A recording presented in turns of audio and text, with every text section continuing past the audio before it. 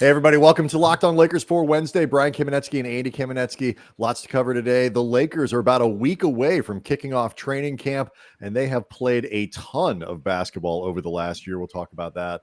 Also, we'll open up the Locked On Lakers mailbag. Some great questions about Anthony Davis and Talen Horton Tucker and who might emerge as the new fan favorite now that Alex Caruso has flown like a majestic eagle to Chicago. We'll do all that next. Your daily Los Angeles Lakers podcast. Part of the Locked On Podcast Network. Your team every day.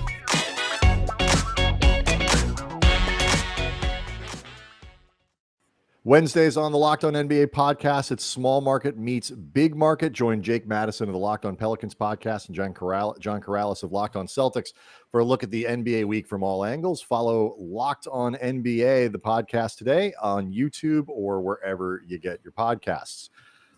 So Andy, Media Day is supposed to be sometime next week. You know, the season officially kicking off. I saw this today from Dave McMenamin, ESPN, covers the NBA, does a great job, former colleague of ours. 1 year ago today, and this would be on Tuesday, Anthony Davis buried a game-winning jumper to beat the Nuggets in the bubble. Next week, the Lakers will open training camp, meaning that in one calendar year, we will have experienced parts of 3 NBA seasons. That is insane. Yeah, it really... Like, it's no wonder, Brian, that these dudes on the Lakers and, you know, a lot of guys in general looked tired during the playoffs. Like, beyond whatever issues the Lakers had with injuries, and a lot of teams, frankly, had issues with injuries. Oh, yeah. You know, throughout, you know, the longer the playoffs went along, everybody just looked dead ass tired. This is why I'd actually been really insistent heading into the 2021 season that you could not have run back the 2020 team, even if you wanted to.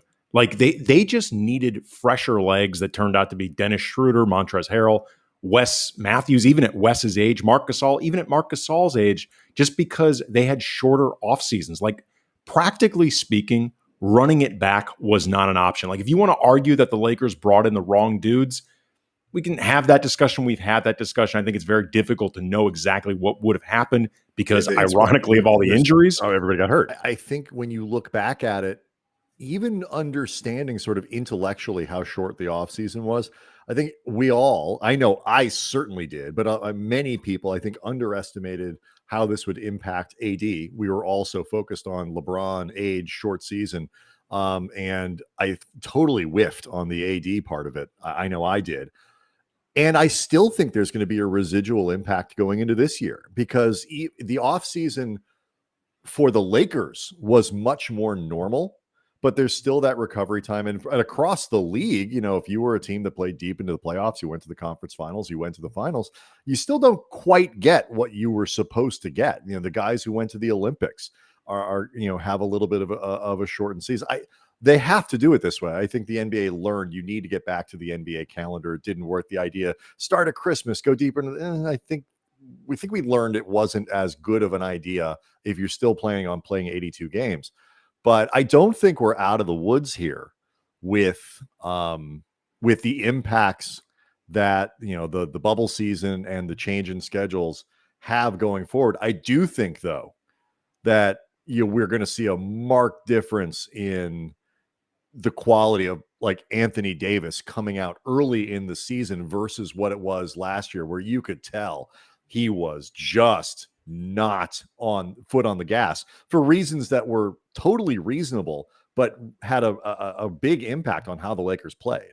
Well, I will say, I think that's going to be the case. I will also say it better damn well be the case, because if it's not, I mean, you're going to have fans concerned about his overall physicality, fragility, the mentality that he brings to every season, whether the 2020 season was just him being so freaking stoked to be out of New Orleans that you just saw the best possible version of him. Yeah. But well, you know, and I'm not saying he's got to be, you know, playoff mode from the beginning, but just like there was a noticeable lack of hop and a noticeable lack of of intense effort there. No, I'll say it. He than actually last year. needs to be playoff version from the jump. Well, actually I do don't believe think that. I don't think you can go at playoff intensity from game one of an 82 game No, season. but he needs to be much closer to that playoff level production Right, and efficiency and all that stuff. I'm talking about purely the output. I'm not talking about the results statistic. I mean, how hard are you working on the floor? How much effort are you putting Look, in man, there? I think, but I agree with you. It's got to be closer to. I don't care something good. I don't care if the production comes while he's mailing it in, or if he's doing this with like Mamba focus that would make Kobe go like, Jesus, dude, settle down. Chillax. Like it ain't that important. Like, No, I I get what you're saying. Don't All care. right, so let's open up the mailbag because we got some great questions on the Locked On Lakers mailbag. At Cam Brothers is the easiest way to access that on Twitter. You can also email us, Kamenetzkybrothers@gmail.com. And you can leave a review on the iTunes show page, and that will get your question read. Sticking with AD here for a second, this is a great question that comes from our friend down in New Zealand, the Nathan Mark. What would be a bigger deal for the Lakers? Anthony Davis shoots 35% from three-point range, or Talen Horton Tucker shoots 35% from three-point range? Great question. Great choice of number, because 35% is right in that kind of range. Yeah, it's good. It's not incredible, but it will keep you on the floor if there are any expectations of shooting or any needs for shooting. And it's a different deal for each guy. 35% means something different for the offense and THT than it does 35% for AD. So, well, you start. I think it's a way bigger deal for Talen Horton Tucker. I don't even think it's close. Like, as much as it would be nice for Anthony Davis to become more consistent with his three and it would add a different dimension, there's only so much time you want him along the arc anyway, and his inclination can be to drift regardless. And for his position, I don't know if 35% is high enough to justify it. Like, Karl Anthony Towns shoots 39% on average. Like, Jokic was 39% last year, only 35% for his career, but like, his passing adds a different dimension being out on space. That, like, AD, he's solid as a playmaker, solid as a passer, but he ain't that. No, he's not Nikola Jokic. And what I think is more important, Anthony Davis is going to be on the floor a lot regardless. Like, he could shoot 0% from three, and it's not going to affect his minutes. Talen Horton Tucker, though, going from 28% last year to 35% means he can play with any unit without worrying about the spacing, and it theoretically offsets issues that may still be there with, say, defense. Like, the fewer weaknesses that he has, the more he can stay on the floor as a developing player. I think that, the number here with THT, I mean, and you referenced 28% last year. It was only 31% the year before, obviously smaller volume, smaller games and all that. But point being, he's a career 28% three-point shooter through his 71 NBA games. I'll start with Davis, because what is that number? Because AD, if he shoots, the concept of AD as a three-point shooter has always exceeded the actual production of him out there, but it's enough that it's sort of made people at least kind of pay attention to it. So if he's going to shoot 2 or 3 or 4 of them a game, and it seems like he may, what is that number that both has the impact of it's enough that go in to make the shot worth taking, but also moves the defenders that you'd want to have move? And I think it's probably pretty close to 35-36%. I don't think he needs, it'd be great if he got up to Karl Anthony Towns territory, but he's never actually done it before. And that's the difference. Like, even in the sort of the good seasons where you thought the potential was there, his career high is 34%. 2 years ago, he was at 33%. Last year, he was at 26%. That's obviously way too low. Somewhere in the mid 30s, in that 35-36% range, is probably where the number is that moves the needle enough to make it worth him taking those shots. And that could have a big effect because he's going to play more and he's a more important player. But I do agree with you. Overall, THT jumping to 35% makes a big difference. Here's the other problem. This just hit me in terms of maybe the bigger impact, but I don't know if this is a good thing. If Anthony Davis is shooting 35% from three, it might lead Frank Vogel to say, you know what? I can play him at the 4 and have a traditional center out there at the 5 because, there's our spacing option. Don't even speak of that. I'm just saying, though, it is not going to work that way. He would have more open threes with quality looks by playing the 5. I know it. Don't. I know what you're doing. I know Shut up, LeVar. Saying, exactly. Don't.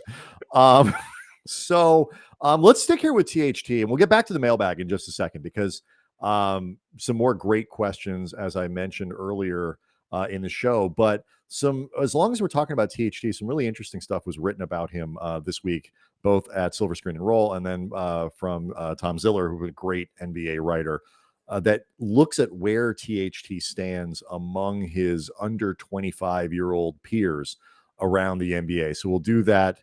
We'll get back to the mailbag, but we'll do that next. I want to ask you first, though, if this sounds familiar. You've got one device that lets you catch the game live, another lets you stream your favorite shows. You're watching sports highlights on your phone, and you got your neighbor's best friend's login for all the good stuff. You're a pirate at that point. Well, I want to tell you about a simple way to get all that entertainment you love. Living outside the law. I know. Without the hassle. And a great way to finally get your TV together. It's called DirecTV Stream, and it brings your live TV and on-demand favorites together like never before, so you can watch your favorite sports, movies, and shows together all in one place without being a criminal. That means no more juggling remotes, no more need to buy another device ever again, and the best part, there's no annual contract. Low-level criminal, but a criminal nonetheless. And so get rid of the clutter and the confusion and get your TV together with DirecTV Stream. You can learn more about it at directtv.com. It's directtv.com. Compatible device required. Content varies by package. Criminal element is part of the upside, but I agree. On balance, the option you're presenting is actually better. Locked On Lakers also brought to you by Sleeper. 2018, the fantasy sports experts at Sleeper realized fantasy basketball was broken. Games were won and lost based on whose players had more scheduled games that week. Made no sense, required very little strategy. So in 2020, Sleeper released a brand new way of playing fantasy basketball. It's called Game Pick. It's only available on Sleeper. Game Pick. Owners pick a single game per week for each starter to count towards their team's total score, ensuring an even number of games played between opponents. No more losing sleep because your opponent's players had more scheduled games in that week. No more giving up halfway through the season because you realize, my God, this is so much busy work. I don't want to deal with this anymore. In Game Picks, you pick one game per week for each player based on player matchups or home versus away, opponent's defensive ranking, pace of play, yada, yada, yada. They offer redraft. They offer keeper, dynasty. So if you prefer building out a weekly strategy instead of just dealing with busy work because, you got a life, you're going to love Game Picks. Download the Sleeper app, start a league with your friends today. You will not be disappointed. We'll get back to the mailbag here in a second. We got a couple great questions about Alex Caruso and Russell Westbrook and how he might be deployed and whether he could break Magic Johnson's triple-double record this year. Tangentially, by the way, about Alex Caruso, before some people start freaking out that we're obsessing over it. And by some people, I mean that one dude who complains all the time. Yeah. It was asked. You know who you are. Right. It was asked of us. Yes. And so... But THT was a couple different features as we're kind of at that part of the off season where you start making lists and ranks and all this other stuff. Silver Screen Roll has a good one out where they look at the 25 best players, sort of tiers of players under 25 years old, and rank them. And this one's based in part on potential, as well as what guys have done on the floor already in their careers. Tom Ziller, the great NBA writer, he has his own independent newsletter, which you guys totally should subscribe to. It's a great thing to get in your inbox every day. Good stuff. He's got another list of the 25 best players that does not take potential into account. It's truly just what these guys have done on the floor. What sticks out, THT is not really on either list. Cooper Halpern's list at Silver Screen Roll, he sticks them in there right at the very end. And what I found interesting about this, Andy, is you can go through the numbers. People will argue about this player or that, but it's hard to read it, certainly on the Ziller list, which is based on what guys have done on the floor to this point, and argue that THT is somehow being snubbed or overlooked by being either at the bottom or not included in a list like this. Yeah, I mean, on Ziller's list, I think you could maybe make a case that like Ivica Zubac or Jackson Hayes, Darius Garland, like these are a couple guys towards the very end of the list that maybe have made good on more run than they've gotten than THT, as opposed to actually playing better with whatever amount of run you get than THT had. But like you said, in the grand scheme of things, these are minor quibbles. And it reinforces the idea that THT, as much as he's got a lot of potential and he showed flashes of stuff that could be really meaningful, were really impressive. And you and I have both been high on him since his rookie year when he wasn't even playing much, because we would talk to people and we would hear he is killing it in the G League. He is killing it during practices. Gets it, works hard, working on his body. They love the guy.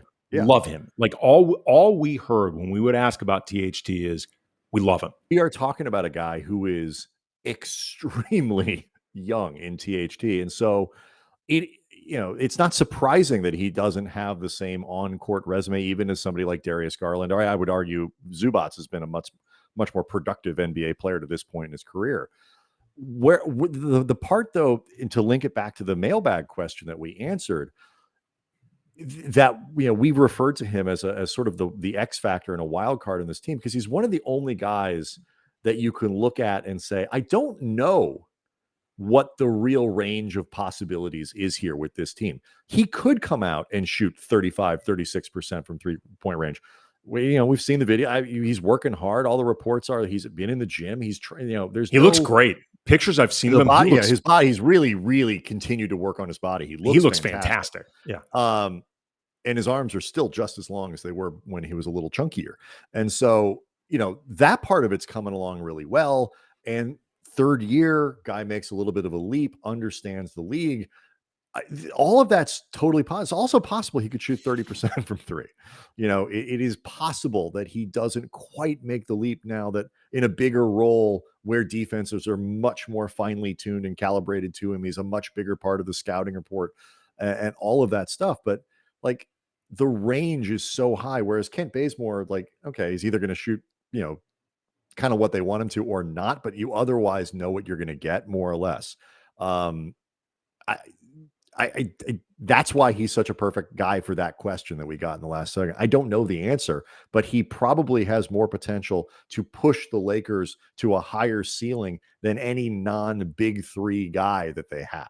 Well, if nothing else, he's got the best potential to push the Lakers' future to a higher ceiling than any of the big three guys. That is 100% true. Yeah, I mean, and it may not be as urgent that it happens literally this season in terms of that type of leap, but it's absolutely urgent that it happens at some point. The comparison that I make a lot that I think is apt is Andrew Bynum heading into his third season. It's not completely that way, because Bynum's leap was not expected and not watched for in the exact same way as THT's was heading into this season, getting that big deal in the offseason.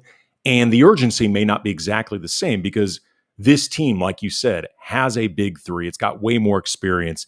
That team at the time had Kobe at absolute peak form, a very good Lamar Odom, and then a cast of role players of varying degree. An angry Kobe. Yes, an angry, unsatisfied Kobe Bryant.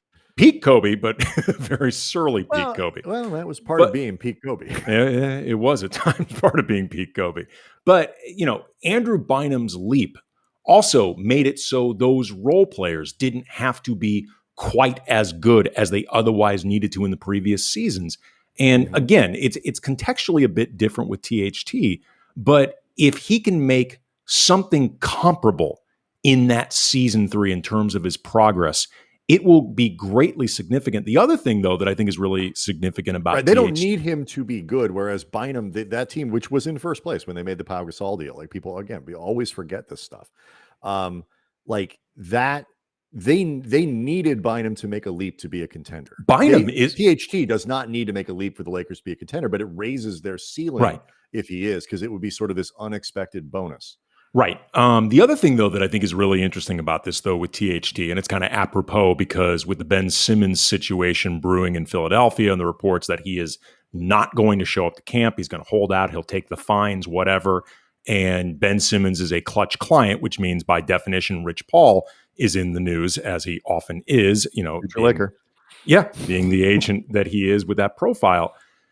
With THT and his development, if you are a Laker fan that is concerned about, I think, both the perceived and actual power that Clutch has within the Lakers organization, and you look at what happened this offseason with the economics that seemingly forced the Lakers to choose between Talen Horton Tucker and Alex Caruso, and the, I guess, concerns you might have that Rich Paul and Clutch made it very clear, you can keep both if you want.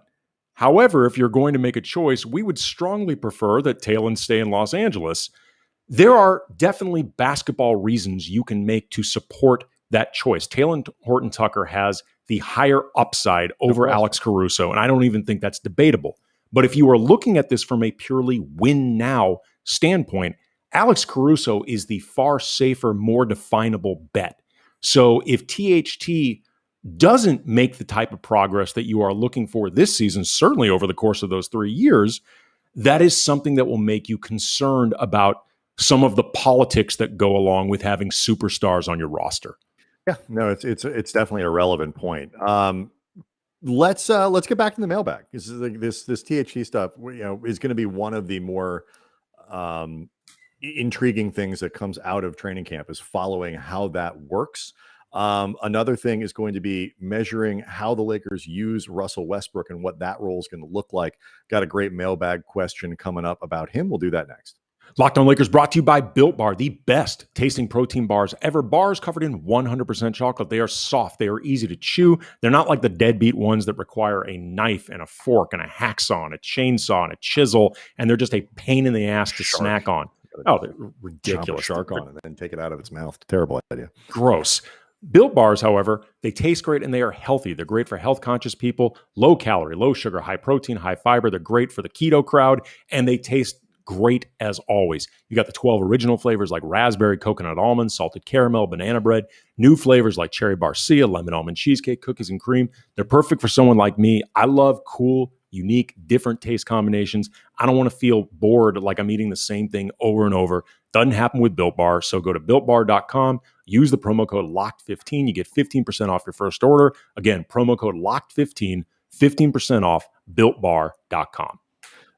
We're back, Andy, into the football season, and it has been a fantastic first 2 weeks of the NFL. All eyes glued to the gridiron as teams push towards the Super Bowl. And as always, BetOnline is your number one spot for all the pro and college action too this season. With a new updated site interface, even more odds, props, and contests, BetOnline.ag continues to be the number one source for everything football. So head over to the website or use your mobile device to sign up today. Receive your 100% welcome bonus. That's double your initial deposit just for signing up. Don't forget to use the promo code NFL100. From football, basketball, boxing, right down to your favorite Vegas casino games. Do not wait to take advantage of all the amazing offers available for the 2021 season. BetOnline is the fastest and easiest way to bet on all your favorite sports. BetOnline, your online sportsbook experts. How the Lakers use Russell Westbrook is going to be a big deal this year. How he interacts with LeBron James, I think maybe underselling that a little bit. Here's a really interesting framing of that question from Bald Eagle at MJ is overrated. That's I impressive. believe. It's amazing Alex Caruso would tweet at us like this. I believe the record for most triple doubles in a season for the Lakers is held by Magic Johnson at 13. I'm just going to take his word for it. I did not look it up. You know what? I actually looked up really quick a bunch of numbers for this discussion that I think will be helpful for it. I forgot to actually look up that one. Well done.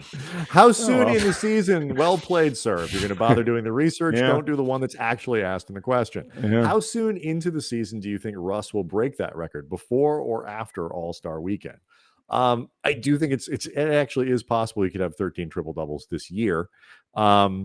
Oh, I'll get you some numbers. Yeah. It feels really, really probable that Yeah. he's going to have 13 triple doubles. Whether it happens before the All-Star break or after the All-Star break, I'm not entirely sure. But It could happen by game 13. It might. To answer the first question, yes, I do think he will break Magic Johnson's record for triple doubles in a season by a Laker. Whether that number is 13 or, as we, I guess, have to figure out, TBD, whatever the number is. I'll put this in a little bit of perspective. Russ has led the league in triple doubles 6 of the last 7 seasons. He had 38 last year. He had 34 during the 2019 season, 25 the previous season, then 42 the year he won MVP. Like 13 does seem 13 seems 13 gettable, is like gettable, rolling out of bed. Yeah, but here's the so that to me is less interesting as an output though, because it'll be cool to watch, and triple doubles are fun and the output and all that. Magic's tweet, that's going to be great when Magic celebrates Russell Westbrook breaking his record. He's going to first of all state that Russell Westbrook broke his record. He's going to make sure you know with an exclamation point. Yes. These are the reasons that he quit the organization, so he can do this freely. What do you think his averages are going to be though?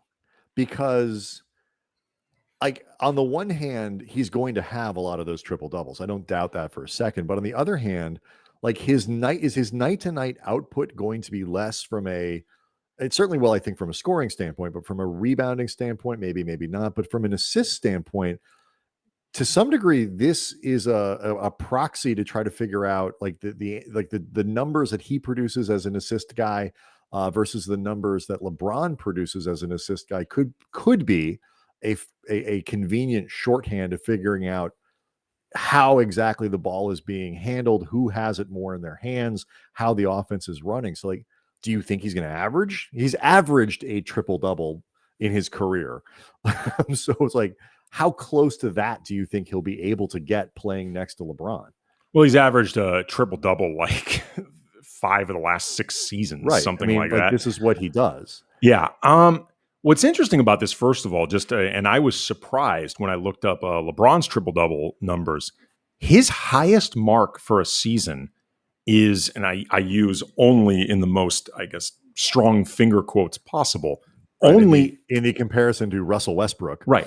Only 18 is his highest mark for a season, and he's only been in triple digits 3 times. Again, this is a relative finger quote only because these are still really impressive numbers, but it just speaks to what Russ does in the triple-double realm. Right, it's like 4 times. You do that 4 times over the course of a season. It's insane. Right. It's him and Oscar and everybody else just, on the outside looking in. I think first and foremost where you're going to see this stuff eat into each other is probably the scoring. We've talked about this before. I think Westbrook averaged 22 points a game last year. I do not think he'll be at 22 this year. No, I wouldn't surprise me at all if Russ was under 20 next season. I think LeBron is going to be below what we see typically from him. I was recently on Spectrum as a guest. Spectrum is the network that puts out the Laker games. We appear in studio with those guys a lot.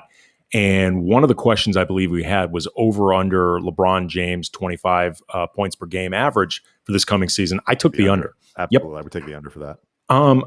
I think there could ultimately be enough assists to go around for the two of them to maintain, basically the type of numbers that they've had, or put them, if nothing else, flirting with Russ has been triple doubles. I'll ask you this. I'll give you an over under. Russ has been over 10 assists in 5 out of the last 6 seasons. Do you think he'll average more or less than 10 assists a night? I'm going to say over, just because the way his over has been like incrementally, where some of these are like 10.3, 10.4 per game. I think he's going to stay at that 10 and slight change. I think it's going to be a little under. I think he's going to drop down to under 10. Yeah, I mean, it'll be interesting to see how this plays out. Right. Again, I'm not talking, one's not going to be a ball hog or the other, but like to some degree, if Westbrook is averaging 12, 13 assists a night, 10 or 11, 12 assists a night, that will be a prime. And it may not even be a bad thing. It might be a good thing for LeBron if the offense is working to just not have that burden on him. And if that's the case, then LeBron, if Russ is averaging, how about this as a proposition? If Russ is averaging 11 and a half assists a night actually think that means LeBron might be averaging more than the 25 points. Either because that, he would be finishing a lot, and that wouldn't be. It isn't automatically a bad thing. No, it's just an intriguing way to think about how the offense is going to operate. That's what interested me about this question. Other than Magic's record is absolutely going down.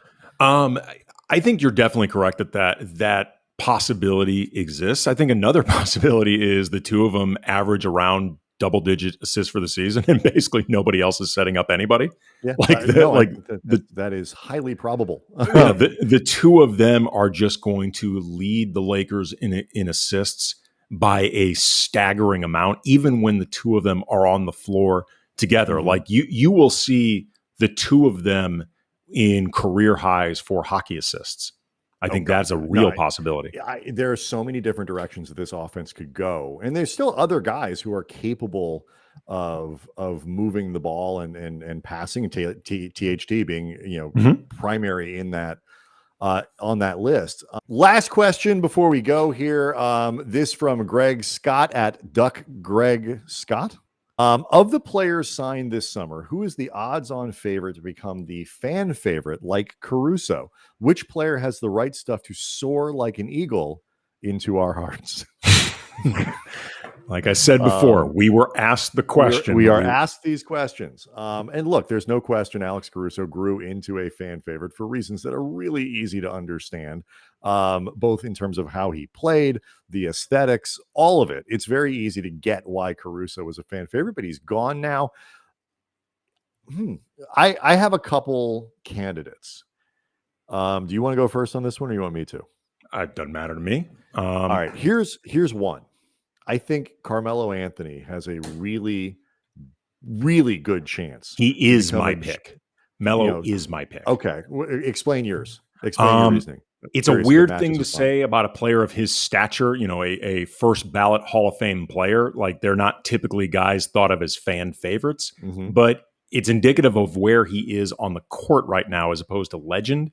And as long as his defense doesn't become too frustrating, I think there's going to be so much sentiment carrying the day with Melo. He is really, really easy to like. He's still got that great smile. He's still just a really personable, charismatic player. And Laker fans are now going to be invested in him finally getting that championship. There's self-interest involved, no question. If it's not Melo, though, who else do you think could dark horse his way into there? Because I think Melo would be the leading candidate. Well, what's interesting about this to me, in terms of just thinking about this, a lot of these dudes have already been on the team, and a lot of them have actually already done the fan fave thing before. Like Dwight was a big time fan fave 2 seasons ago. Trevor Ariza. I don't think you can do that again. Trevor's already too popular. Right. Well, but he doesn't even qualify. Right. But he also was a fan favorite during his 2 seasons with the league. Like, even Kent Bazemore had fans intrigued by him by like the month and a half that he spent on the team after being a throw-in for Steve Blake. Would you guess, if you asked like 100 Lakers fans how long Trevor Ariza played with the Lakers, do you think they would guess like more than he did or less than he did? I think most fans think of him as a guy who was on the team for a lot longer than he actually was. No, I actually think most Laker fans know exactly how long he was there, because he was followed by Meta, and Meta was there for way longer. Because he sort of remained so popular. Look, maybe it's because he's an LA guy. I don't know, but I just feel like people have that sentiment, like, oh my God, I forgot how short his first tenure was here. Let me give you a little bit of insight into how Laker fans think, because I am one, and you're not. You're on the outside looking into this, just observing us from a distance, marveling at our lifestyle. Not a true believer. I understand. We mark tenures with the Lakers by championships, and everybody knows Trevor Ariza was there for the one, and they know the amount of distance that lasted between the 2002 and the 2009. They know the 2008, which Trevor was there for, but he had been injured through it and was a non-factor, and they know that he arrived during that season. A lot of them will remember that he was part of a trade for Maurice Evans and Brian Cook. Like, we know these things, Brian. You just don't. Just trust me I on actually this. knew that. Those are things I actually do know. But, Yeah, you covered the team. You knew. I was there. I remember those things. It's not based purely on whether or not you put flags on your car every spring. You know what I mean? But it helps. You're right though. It's an interesting wrinkle that a guy like Ariza almost isn't eligible for this. Like I feel like they've done THT, it, I feel like isn't eligible anymore. He's paid too much. when he's also not new. Like he's not one of the new guys. I think if it's not going to be Melo, I think it could be somebody like Kendrick Nunn, who is just going to play, I think, potentially a really outsized role among all of those new guys. So yeah, but I think the answer is going to be Melo. Yeah, I do too.